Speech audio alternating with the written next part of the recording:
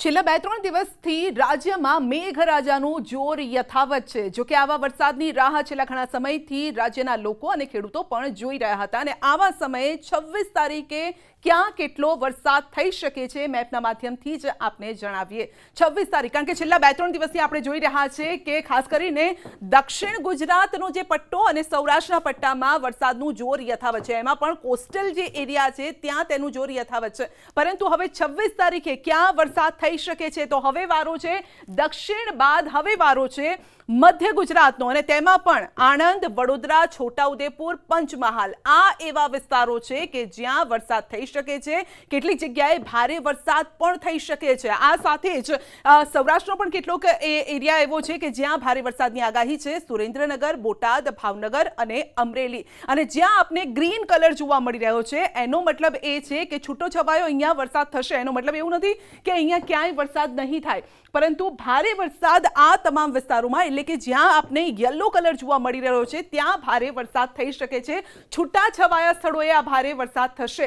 Green colour indicate કરી રહ્યો છે કે નો વોર્નિંગ, કોઈ એક્શનની જરૂર નથી, કોઈ વોર્નિંગ પણ નથી, એટલે કે હવામાન વિભાગ તરફથી કોઈ જ એવું એલર્ટ પણ આપવામાં નથી આવ્યું, પરંતુ જ્યાં જ્યાં આપને યલો કલર જોવા મળી રહ્યો છે ત્યાં આ વરસાદ થઈ શકે છે। હવે 27 તારીખની આપણે વાત કરીશું તો 27 તારીખે દક્ષિણ ગુજરાતમાં પણ કેટલુંક જોર જોવા મળશે વરસાદનું। વલસાડ, દાદરાનગર હવેલી વિસ્તારમાં વરસાદ થશે। આ સાથે મધ્ય ગુજરાત અને ઉત્તર ગુજરાત સુધી પણ તેની અસર વર્તાઈ શકે છે। ખાસ કરીને મધ્યમાં વડોદરા, પંચમહાલ, દાહોદ અને મહીસાગર જિલ્લામાં વરસાદ થઈ શકે છે। સૌરાષ્ટ્રમાં અમરેલી, ભાવનગરમાં પણ ભારે વરસાદની આગાહી છે, જે ઇન્ડિકેશન્સ હવામાન વિભાગ તરફથી મળી રહ્યા છે।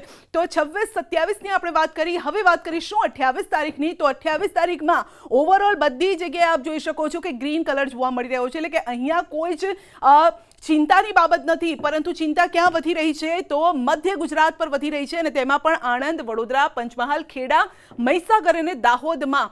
તો કુલ મળીને 3 દિવસ જે છે આ મધ્ય ગુજરાત પર ભારે વરસાદની આગાહી છે।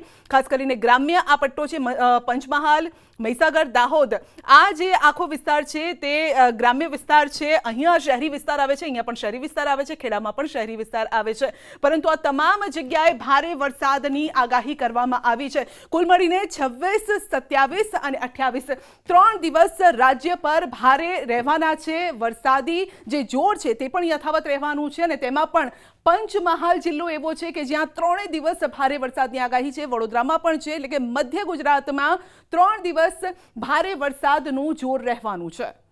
डे 2 की बात करेंगे तो डे 2 के लिए हैवी रेनफॉल की वार्निंग है गुजरात रीजन के आनंद, पंचमहल, बड़ोदरा, छोटा उदयपुर। और डे 3 के लिए पंचमहल, दाहोद, बड़ोदरा और छोटा उदयपुर के लिए हैवी रेनफॉल की वार्निंग है।